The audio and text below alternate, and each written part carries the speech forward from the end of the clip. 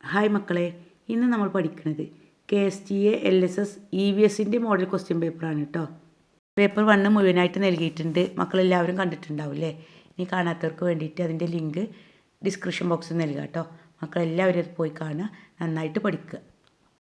Result വന്നില്ലേ? Mark എങ്ങനെയുണ്ട്? കുഴപ്പമില്ലല്ലോ. ഇനി മാർക്ക് കുറഞ്ഞ മക്കൾ നന്നായിട്ട് നോക്കുക. 4 ദിവസം ഉണ്ടല്ലോ, ഈ 4 ദിവസം നന്നായിട്ട് പഠിക്കുക. എല്ലാവർക്കും LSS കിട്ടും കേട്ടോ. ചോദ്യങ്ങൾ മുഴുവനായിട്ട് വായിക്കുക, മനസ്സിലാവാത്തത് ആവർത്തിച്ച് വായിച്ച് മനസ്സിലാക്കി ചെയ്യുക. സിമ്പിളായിട്ടുള്ള ചോദ്യങ്ങളായിരിക്കും.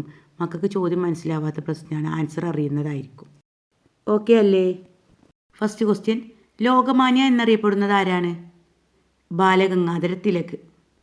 തെറ്റായ പ്രസ്താവന ഏത്? ആൻസർ ഡി, തവളകൾക്ക് ചെവിക്കുടയുണ്ട്. നെക്സ്റ്റ്, കേരളീയ ചിത്രകലയുടെ ആദ്യ മാതൃകയായി കരുതപ്പെടുന്നത് ഏതാണ്? ആൻസർ ചുമർ ചിത്രങ്ങൾ.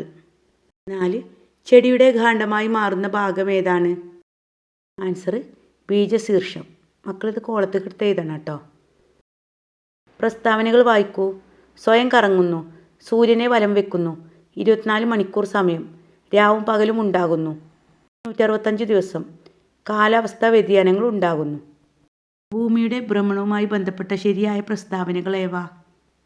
1 സ്വയം കറങ്ങുന്നു, 2 സൂര്യനെ വലം വെക്കുന്നു, 3 24 മണിക്കൂർ സമയം, രാവും പകലും ഉണ്ടാകുന്നു. 1, 2, 3, 4. പ്രഥമ ശുശ്രൂഷ ദിനം. ആൻസർ സെപ്റ്റംബർ മാസത്തിലെ 2ാം ശനിയാഴ്ച. ഇന്ത്യൻ തപാൽ ഇല്ലൻറ്റിൻ്റെ വില ₹2.50. സൂചനകൾ ഏത് സമരത്തെക്കുറിച്ചാണ്? 1917 നടന്നു. നീലം കൃഷിക്കാരുടെ ദുരിതങ്ങൾ പരിഹരിക്കാൻ ഗാന്ധിജിയുടെ നേതൃത്വത്തിൽ. ആൻസർ ചമ്പാരൻ സത്യാഗ്രഹം. 9ാമത്തെ ക്വസ്റ്റ്യന്, തദ്ദേശ സ്വയംഭരണ സ്ഥാപനങ്ങളിലേക്ക് പ്രതിനിധികളെ തിരഞ്ഞെടുക്കുന്നത് ആര്? ആൻസർ ജനങ്ങൾ. പിന്നെ എൻ്റെ മക്കളോട് വേറൊരു കാര്യം പറയാനുള്ളത്, നമ്മുടെ ചാനലിൽ നിന്നും ഗ്രൂപ്പിൽ നിന്നും ആരും ലെഫ്റ്റായി പോകരുത്.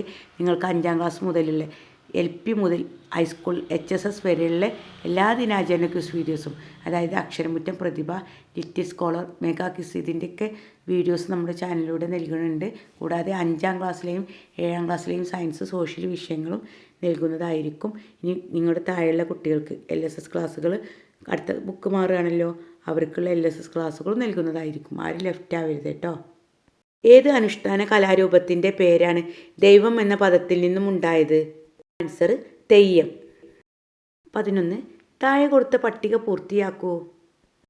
വസ്തുക്കളുടെ പേരുകൾ, ഭാരം, ആകൃതി, സ്ഥിതി ചെയ്യാൻ സ്ഥലം, അവസ്ഥ. വെളിച്ചെണ്ണ. ഭാരമുണ്ട്, ആകൃതിയില്ല, സ്ഥിതി ചെയ്യാൻ സ്ഥലം ആവശ്യമാണ്, അവസ്ഥ ദ്രാവകാവസ്ഥ. വായു. ഭാരമുണ്ട്, ആകൃതിയില്ല, സ്ഥിതി ചെയ്യാൻ സ്ഥലം ആവശ്യമാണ്, വാതകം. ഐസ്. ഭാരമുണ്ട്, ആകൃതിയുണ്ട്, സ്ഥിതി ചെയ്യാൻ സ്ഥലം ആവശ്യമാണ്, ഖരാവസ്ഥ. നീരാവി. ഭാരമുണ്ട്, ആകൃതിയില്ല, സ്ഥിതി ചെയ്യാൻ സ്ഥലം ആവശ്യമാണ്, വാതകാവസ്ഥ. മേശ.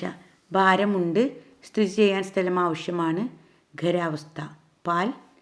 ഭാരമുണ്ട്, ആകൃതിയില്ല, സ്ഥിതി ചെയ്യാൻ സ്ഥലം ആവശ്യമാണ്, അത് ദ്രാവകാവസ്ഥയാണ്. എല്ലാ വസ്തുക്കൾക്കും സ്ഥിതി ചെയ്യാൻ സ്ഥലം ആവശ്യമാണ്, ഭാരവുമുണ്ട്. പട്ടിക പരിശോധിച്ച് നിങ്ങൾ കണ്ടെത്തിയ 3 നിഗമനങ്ങളെങ്കിലും എഴുതുക. സൂചന: വെളിച്ചെണ്ണ കൃത്യമായ ആകൃതിയില്ല. ഐസ് ആകൃതിയുണ്ട്, ഭാരമുണ്ട്, സ്ഥിതി ചെയ്യാൻ സ്ഥലം ആവശ്യമാണ്, ഖരാവസ്ഥയിലാണ്. ദ്രാവകം, വാതകം ഇവയ്ക്ക് ആകൃതിയില്ല, എന്നാൽ സ്ഥിതി ചെയ്യാൻ സ്ഥലം ആവശ്യമാണ്, ഭാരമുണ്ട്. താഴെ കൊടുത്ത ചിത്രങ്ങൾ നിരീക്ഷിക്കൂ. സൂര്യൻ, ചന്ദ്രൻ, ഭൂമി. ചന്ദ്രൻ, ഭൂമി, സൂര്യൻ. ഫസ്റ്റ് ചിത്രത്തിൽ സൂര്യനെ ആദ്യം വരച്ചാൽ ചന്ദ്രൻ്റെ പ്രകാശിത ഭാഗം സൂര്യൻ്റെ ഭാഗത്തായിരിക്കും, ഇരുണ്ട ഭാഗം ഭൂമിയുടെ ഭാഗത്തായിരിക്കും. രണ്ടാമത്തെ ചിത്രത്തിൽ ഫസ്റ്റ് സൂര്യനെ വരയ്ക്കുക, പിന്നെ ഭൂമി, രണ്ടാമതായി ചന്ദ്രനെ വരയ്ക്കുക. ചന്ദ്രൻ്റെ ഇരുണ്ട ഭാഗം ഭൂമിക്ക് അഭിമുഖമായി വരാൻ പാടില്ല, പ്രകാശിത ഭാഗമാണ് വേണ്ടത്. ചിത്രത്തെ ആസ്പദമാക്കി അമാവാസിയും പൗർണമിയും എന്തെന്ന് വിശദമാക്കുക. സൂര്യൻ, ചന്ദ്രൻ, ഭൂമി എന്ന സ്ഥാനക്രമത്തിൽ ഇവ നേർരേഖയിൽ വരുമ്പോൾ ഭൂമിക്ക് നേരെ വരുന്ന ഭാഗം ഇരുണ്ടാണ് കാണുന്നത്. സൂര്യപ്രകാശം പതിക്കാത്ത ചന്ദ്രൻ്റെ ഭാഗം മാത്രം ഭൂമിക്ക് അഭിമുഖമായി വരുമ്പോൾ ചന്ദ്രനെ തീരെ കാണാൻ കഴിയില്ല. ഈ ദിവസമാണ് അമാവാസി. അല്ലെങ്കിൽ അതിനെ കറുത്ത വാവ് എന്ന് പറയും. താഴെയുള്ള ചിത്രത്തിൽ സൂര്യനും ഭൂമിയും ചന്ദ്രനും നേർരേഖയിലാണ്. ചന്ദ്രനിൽ സൂര്യപ്രകാശം പതിക്കുന്ന ഭാഗം ഭൂമിക്ക് അഭിമുഖമാണ്. ഭൂമിയിൽ നിന്നും നോക്കിയാൽ ചന്ദ്രൻ്റെ പ്രകാശിത ഭാഗം പൂർണ്ണമായും കാണാൻ കഴിയുന്ന ദിവസമാണ് പൗർണമി അല്ലെങ്കിൽ വെളുത്ത വാവ്. മനസ്സിലായില്ലേ? ഓക്കെ മക്കളെ, എല്ലാവരും ലൈക്ക് ചെയ്യാനും ഷെയർ ചെയ്യാനും സബ്സ്ക്രൈബ് ചെയ്യാനും മറക്കരുതേ. Thank you.